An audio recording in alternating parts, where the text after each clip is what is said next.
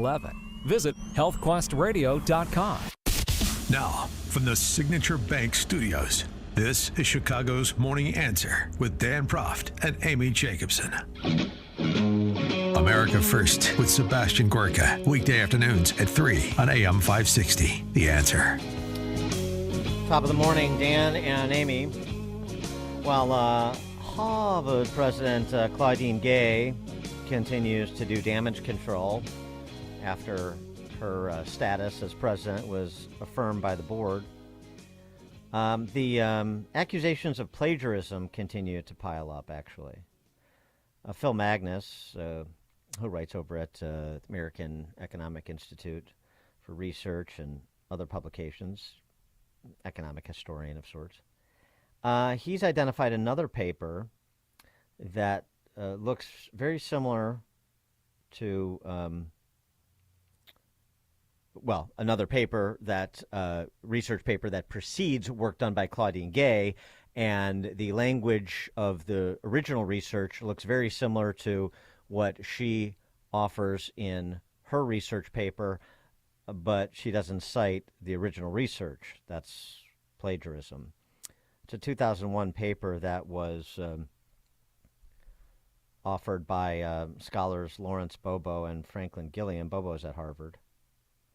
And they're put side by side. Chris Rufo actually tweeted it out. The relevant passages are put side by side. And again, we see what appears to be a clear violation of Harvard's plagiarism standard. And this isn't the only one. We've had, as I said, this is the fifth such instance that has been presented as evidence of basically systemic failure to abide Harvard's own plagiarism standard. Carol Swain was another such person whose work seems to have been lifted by Claudine Gay, also a political scientist at Miami, Ohio, was angry about the same as this information continues to be unearthed. Not that it matters. It clearly doesn't matter to Harvard's Board of Trustees, but it does matter to some of these academics, and starting with those whose work was pilfered, apparently, by Claudine Gay. Carol Swain joins us now. She's a former professor of poli-sci and a professor of law at Vanderbilt. She's the best-selling author, most recently, of The Adversity of Diversity. Carol Swain, thanks for joining us again. Appreciate it. It's my pleasure. And one of the things that I'd like to make very clear is that my tenured book, the book that got me tenured at Princeton early in the 1990s, was considered path-breaking. And Claudine Gay lifted two passages from it. But my beef is larger than that, because then she went on to build a career around the ideas expressed in the prize-winning book without giving the normal attributions that you give when you're either building on a scholar's work or trying to refute it. It's like I didn't exist. She would have a citation in her bibliography. She would list Black faces, Black interests, but if you were reading the book, reading her articles, you would never know that she was actually trying to engage questions and issues I raised in my prize-winning book. And normally you would actually discuss the scholar's work to refute it or to affirm it. It's like I didn't exist. So to me, that was a greater harm, because in academia, our statute depends on how many citations we get. And if someone is building on your work and passing it off as their own, the ideas, this was not direct plagiarism in the articles, but I feel cheated out of citations that would have helped me in my career. Yeah, it's another form of academic fraud. Yeah. And what two passages did she plagiarize? I would say that they were not just made. They were just one where I talk about I'm discussing actually another scholar, the distinction between descriptive representation and substantive representation in Black faces, Black interests, and another where I'm quoting a statistic about the percentage of members of Congress that get reelected. I mean, that's not anything worth stealing. That's data that's easy to get. That's not worth stealing. And so I say the greater harm to me It's just the fact that my work was path breaking. I won 3 national prizes, the highest prize a political scientist can win, cited by lower courts and the U.S. Supreme Court 3 times. And you would not know that from reading any of her work, even though she dealt with congressional representation, descriptive representation, and there are several articles that clearly overlap with my work that merited more than Black faces, Black interests being listed in the bibliography. And I know that argument's more complex. Some people won't understand it, but the people in academia should. And I blame her committee members, her reviewers, people that did not hold her accountable. And I think some of that had to do with I became increasingly more conservative over the years. And as I became more conservative, I was being canceled before we knew about before we even had the concept of cancel. And one way to cancel someone is to ignore their work and not cite it. Well, and the point that I saw you make earlier in the week too is that if Claudine Gay wasn't committing this alleged academic fraud all the way along before she got to Harvard, when she was an associate professor at Stanford, she wouldn't have got tenure at Stanford. She wouldn't be the president of Harvard.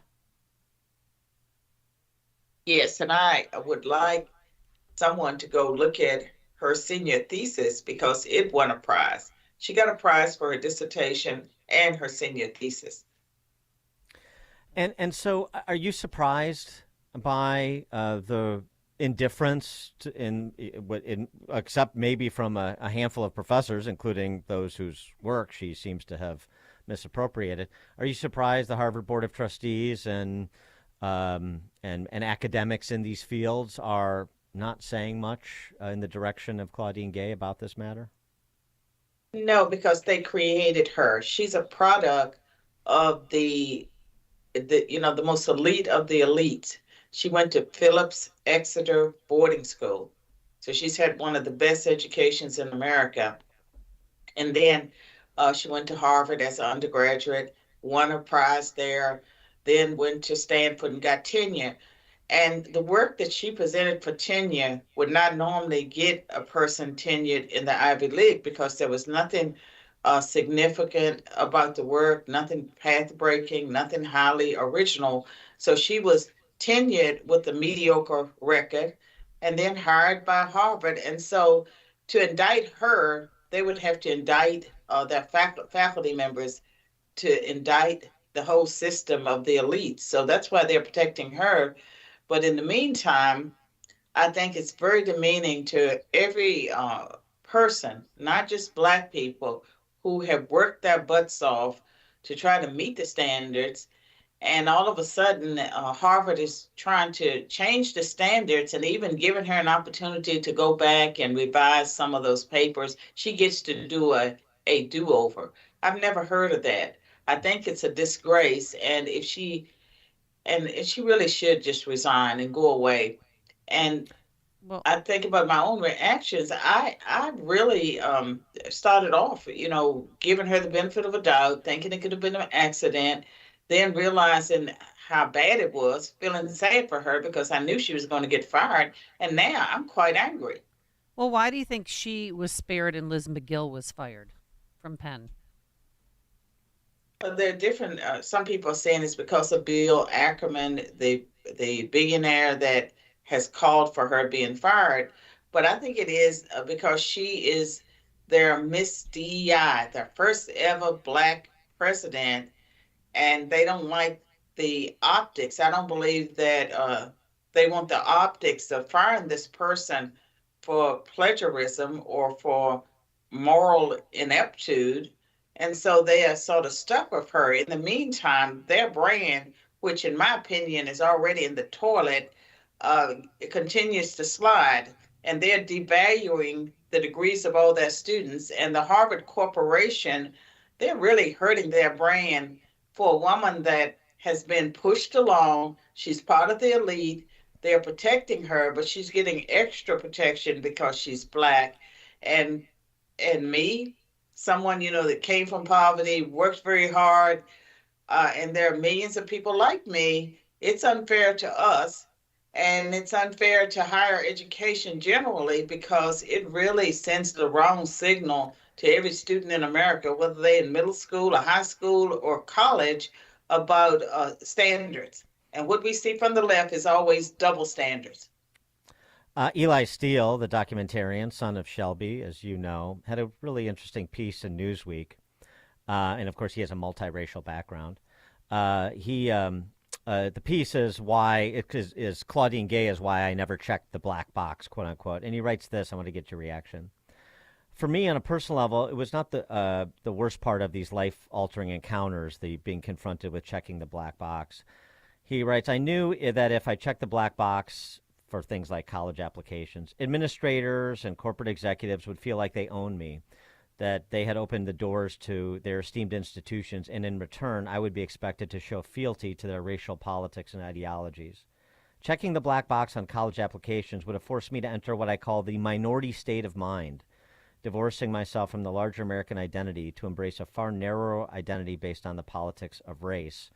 And he didn't want to do that. What's your response to that observation? It's very similar to one that Stephen Carter, a Yale University professor who was Black, he was the offspring of Black professionals. He did not want to be an affirmative action baby. And I think there are many Blacks, like if you feel confident about yourself, you don't want to be part of the black box. You don't want to check that. And I can tell you, back in the 1980s, when I was on the job market, they had minority positions where you could apply and compete against other minorities of your group. I refused to apply to any of those positions. I would only apply for American politics positions. That was my area, and I wanted to compete with everyone else. And so the schools that made me offers, and I had numerous offers, I got a sign-in bonus, they were schools that respected my wishes because I didn't apply to any of the other jobs where I would just be competing among my own group. Carol Swain, former professor of political science and professor of law at Vanderbilt University, also early tenure at Princeton, as you heard her mention. Best-selling author most recently of The Adversity of Diversity. Strike a blow against Claudine Gay by picking up the work of Carol Swain this Christmas. How about that? Carol, always good to talk to you. Thanks so much for your time. Thank you. Yeah, thank you so much. And she joined us on our turnkey.pro answer line. This is Chicago's Morning Answer. You stink. I think you're going to have a good Christmas, all right? Smell like beef and cheese. You don't smell like Santa. On AM 560. The Answer. Author, psychologist, and professor Dr. Jordan B. Peterson is coming to the Chicago Theater on February 12th with his highly anticipated We Who Wrestle with God tour.